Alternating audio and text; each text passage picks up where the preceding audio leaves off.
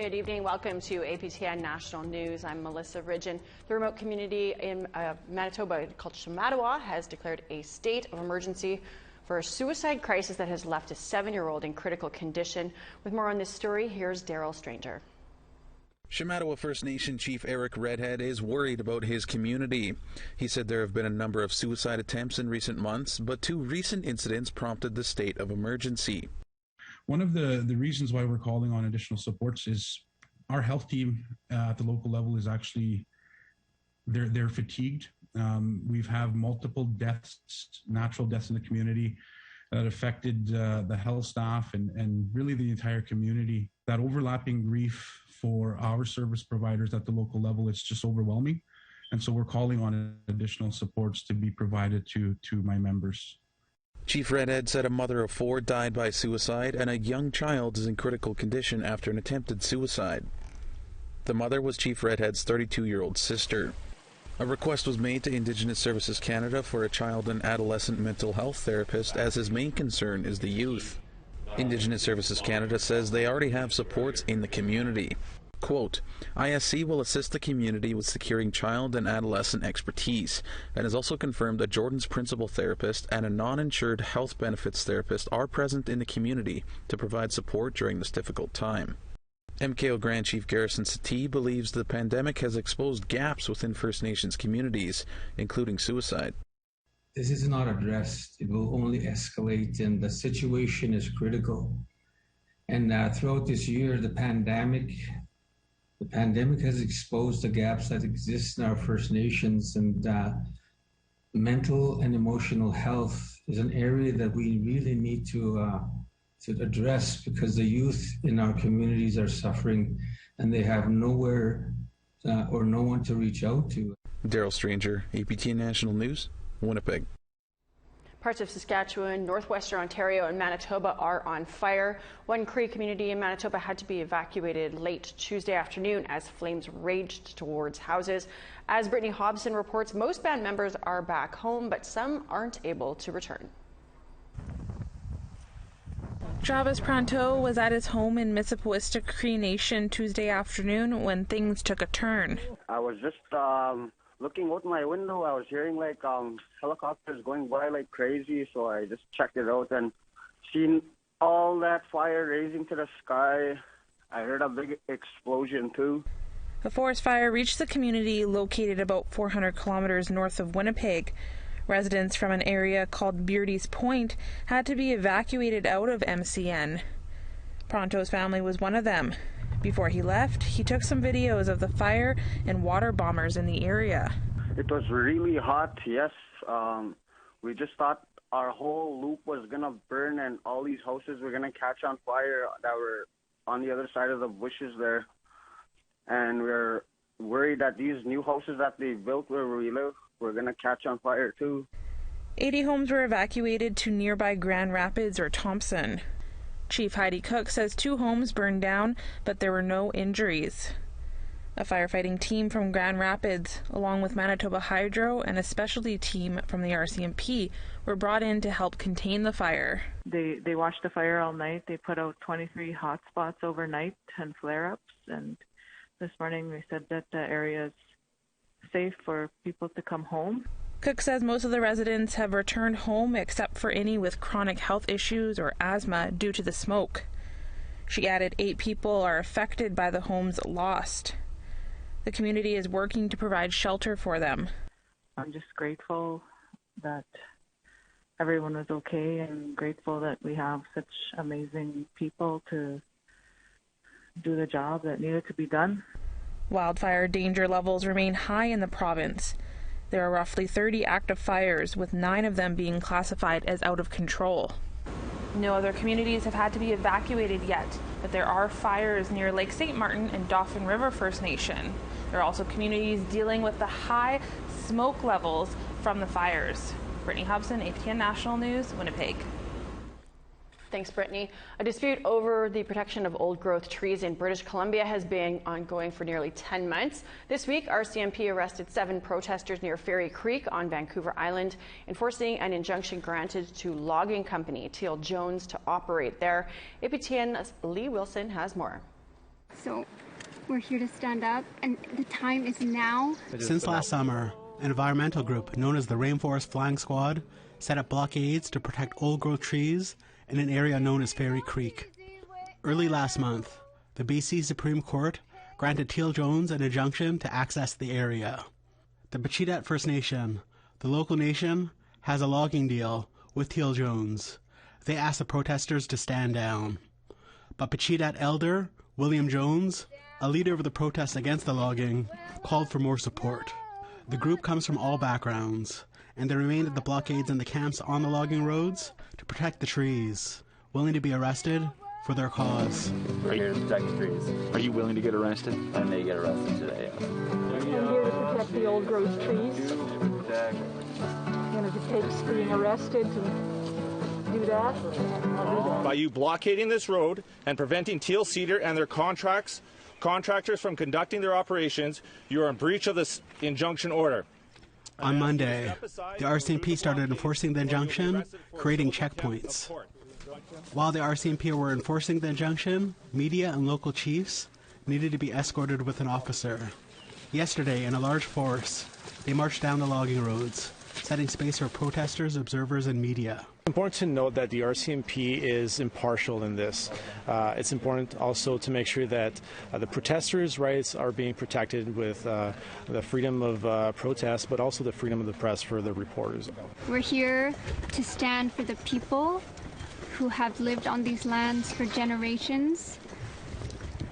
The government and industry are trying to take our lands from us, and it's ours. So we're here to stand up. Just enough is enough. We're down to the last 2% old growth here on Vancouver Island, and it's enough. RCMP officers arrested 5 protesters for violation of the injunction. A spokesperson said 2 additional people have been arrested today for obstruction of justice for trying to get past the checkpoint. The RCMP plan to continue enforcing the injunction until Teal Jones completes operations in the area. In a statement, the Rainforest Flying Squad said they retained a lawyer who will be filing applications in court this Friday to try overturn the injunction. Lee Wilson, APTN National News, Kitimat. Skylar Williams of the 1492 Land Back Lane land dispute near Six Nations has turned himself into police. There were warrants for his arrest concerning his involvement in the seizing of the site by Mohawk activists. As Jamie Pashagumskum reports, Williams sees this as just part of the battle. I'm so proud of you, bigger boy. Well, let's see how this goes. Yeah. This morning, Skylar Williams took the first steps and surrendered himself to the Haldimand County, Ontario Police. Support for Williams from the Six Nations community showed up, both young and old. Williams says he would like to see the charges dropped as an act towards reconciliation and nation-to-nation relations. No. This is me spending 10 months with warrants over my head. You know, I'm a father of 4. I need to be able to take care of my kids. I need to be able to, see my daughter off to college. I need to be able to, take my daughter to sports stuff, my other daughter to, the store, without having to look over my shoulder. Supporters on the scene were thrilled when Williams was released a short time later with a list of his charges. According to the OPP, the charges Williams is facing are 2 counts of mischief, 2 counts of disobeying an order of the court, intimidation, and failure to comply with an undertaking. Activists from Six Nations have been occupying this site since July 2020. The purpose was to halt construction of a housing project they say is on ancestral Mohawk land. After leaving the OPP detachment, Williams visited another site and posted this to social media, saying despite a moratorium, construction on disputed lands continue. And these houses aren't being built for our people. These houses are being built for everybody else, for that settlement to continue along our lands. This is absolutely ridiculous. And now that we've got folks from the Confederacy and the Band Council and every single family, every single group and organization within Six Nations and outside of that saying absolutely no to development, like this is what we're talking about when we see destruction. We don't see this as progress. We don't see this as a move forward. This is what destruction looks like. Williams was released under the condition that he will not return to the Land Back Lane site at Mackenzie Road, and he is to appear in court on June 1st. APTN reached out to the mayor of Haldimand County and the elected chief of Six Nations, but didn't hear back. Jamie Pashagumskam, APTN National News, Ottawa. Nunavut's struggle to contain COVID-19 mainly held the line today with 4 new cases, but 5 people being deemed recovered. 63 of the 64 active cases are in Iqaluit. Earlier this week, we told you about some confusion in Iqaluit over who to call to report public health violations, and that no one had been charged or fined for breaking those regulations. Well, that changed today. Government officials report multiple arrests and 1 charge with 119 complaints made to RCMP. The actions have been taken is there's been 5 arrests. There's been 1 person escorted to isolation. There's been 1 fine, 1 relocated, 2 sent to enforcement, someone in charge of enforcement, 11 written warnings, and 36 verbal warnings. We need to take a break, but still ahead, a day to honor one of the first Indigenous NHL players. Stay with us.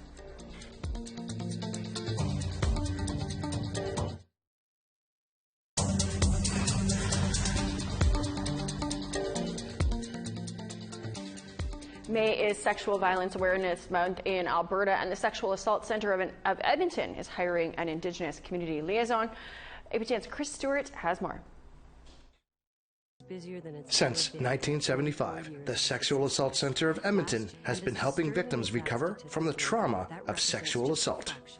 They offer a support and information phone line, child and youth counseling, individual and group counseling, police and court supports, and more. Mary Jane James is the CEO. She says that an independent study showed that 50% of Albertans have experienced sexual violence in their lifetimes. And that number is 3 times higher for the Indigenous community. I never like to put the message out there that sexual violence is increasing, but what I think I can safely say is that it's not decreasing. And I know that at our center, we have a 1-year waiting list for our programs for counseling.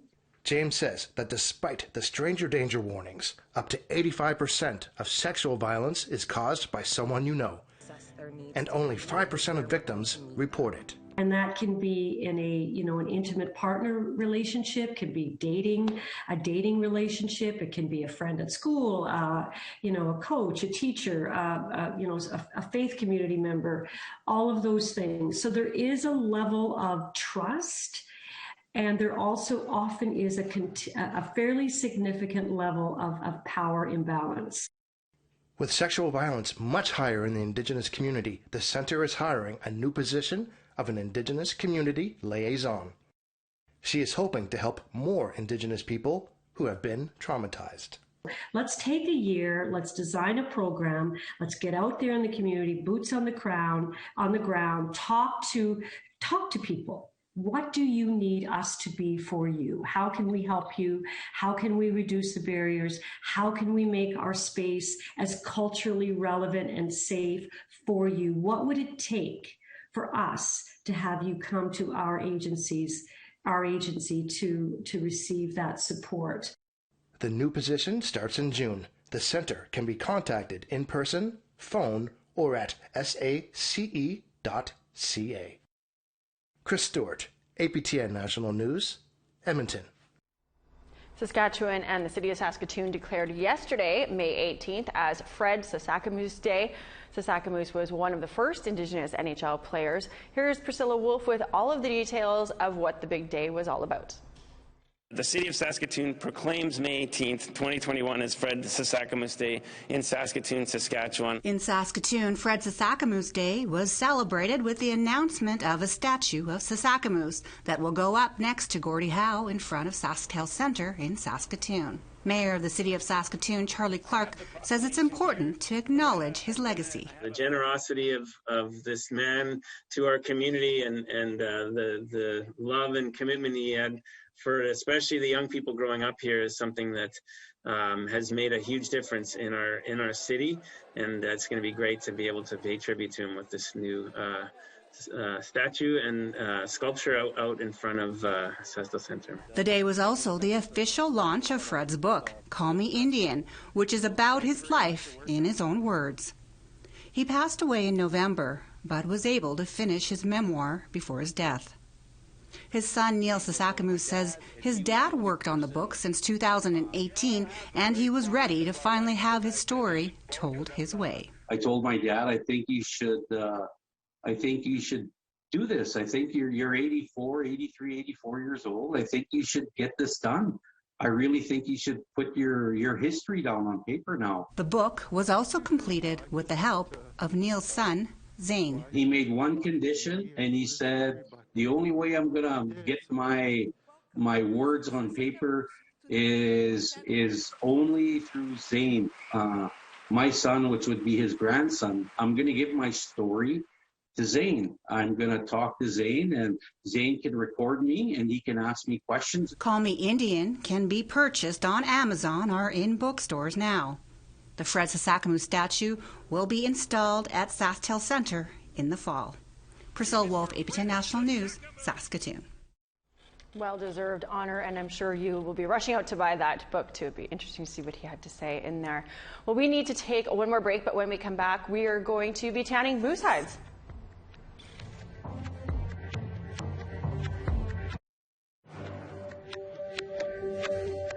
Welcome back. It's time now for our photo of the day. Teresa sent us this picture of her son, Jory Ballantyne. He's currently fighting fires near Grand Rapids, Manitoba, which we told you about earlier in the show. That is one lucky pup there to get saved by Jory. Prayers up for all of you fighting wildfires right now. Lots of terrifying destruction being shared on social media in this horribly dry spring on much of the prairies. Well, we love your photos. Please keep sharing them. Send them to us at share@aptn.ca for the chance to be our next photo of the day. Now let's take a look at tomorrow's weather forecast.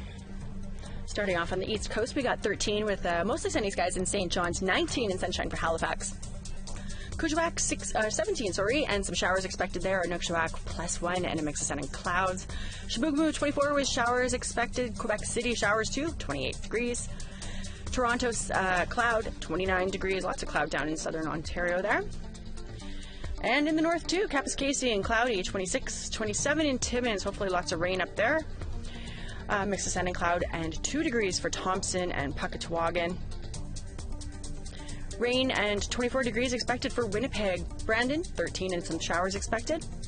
Showers in southern Saskatchewan too, 5 for Saskatoon, mix of sun and cloud, and 4 for North Battleford. 9 in sunshine for Stony Rapids, 5 in sunny for La Ronge. 13 in sunshine for Grand Prairie. Fort Chip, 9 in sunny. Mix of sun and cloud and 7 degrees expected for Edmonton, 2 with a chance of flurries for Lethbridge.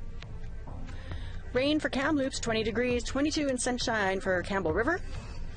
Sunny in Smithers and 19. Prince George, sunshine, 17. Mix of sun and cloud and 15 degrees for Beaver Creek, 15 in Dawson City, but some showers expected there. 15 in Wrigley, sunshine there. Mix of sun and clouds, 16 for Fort Simpson. Fort McPherson is the hot spot up north, 19 degrees. Inuvik, 18, so close behind. -1 and flurries for Baker Lake. Nuyot, flurries expected there too, -6. Nagloolik, -5 and some flurries expected there. Joe Haven, you're looking like you're getting some flurries too, -7.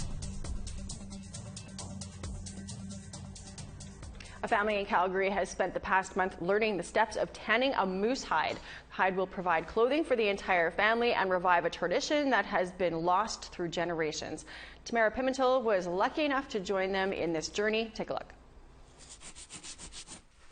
Edith Giroux Mack hasn't done this since she was 5 years old, but when her son Lucas Giroux took down his first moose, he saved the hide to work on as a family project. I left home when I was 15, so I never ever got a chance to work with my mom on hides, but this is a project I decided to take on for the sake of my son and, you know, my new grandchild. Lucas and his girlfriend are expecting their first child in June, so Edith traveled to Calgary from Fort Resolution in the Northwest Territories to relearn this skill with her son so he can pass it on to his future daughter. I just want to, try to revive our culture. This has been soaking like for 5 days. I'm taking advice from my aunties. They're just giving me instruction through the telephone, so it's a challenge. My mom's always been a hardworking woman, she's just proving that she's still got it, I guess, and able to do these sort of things that she's carried on from her childhood. And of course, me absorbing what I can during the process in terms of helping her set it up, in terms of helping scrape it and cut some of the hair off, and working into getting it positioned on the tanning rack. And it's been a good experience for sure. An experience that Edith's nieces, nephews, and grandchildren also took part in for the first time. And after a month of scraping, soaking, and stretching, the hide is ready for its first smoke. I feel a sense of accomplishment. Another week and I'm done. Wring it and then smoke it both sides. And then after that, I'll just soak it one last time and it's done. I'm actually proud of myself.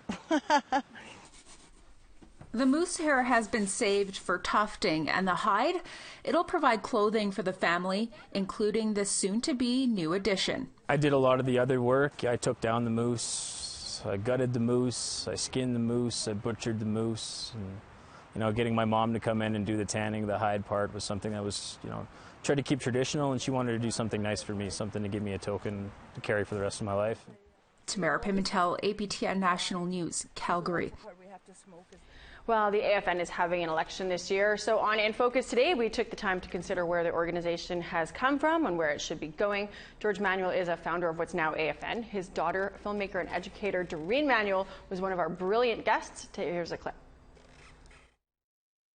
The AFN has become, in its own words, an advocacy organization. What George Manuel worked with back in when he became national chief, August 20th in 1970, he was working with a lobbying organization. That's what they were building. And his first mandate was to set up a steering committee to deal with ministerial issues specific to negotiate with the government on Indian rights and treaty rights, which today you would know as Aboriginal title and rights. And, they were true to that fight and that battle. One of the quotes that's in my latest film, Unceded Chiefs, he says, expand the powers that you have so as we can control our fishing rights, so as we can control our hunting rights, so as we can control education, so as we can control our whole destiny through our political initiatives. Now listen to that. Expand the powers that you have. You have today. You, I, everybody listening, we have powers. We have the power to shut Canada down and force them back to the negotiation table. What we need is an organization who is willing to step up to the plate and be that original lobbying organization and be clear about the things that we need as a people. If you missed In Focus, you can catch it on the APTN National News Facebook page right now, or you can save it for the weekend and take a listen as a podcast while you putter around the house. You can find that at aptnnews.ca/podcast. We're all out of time for your midweek news. I'm Melissa Ridge, and have a great night. Dennis Ward will be back here tomorrow.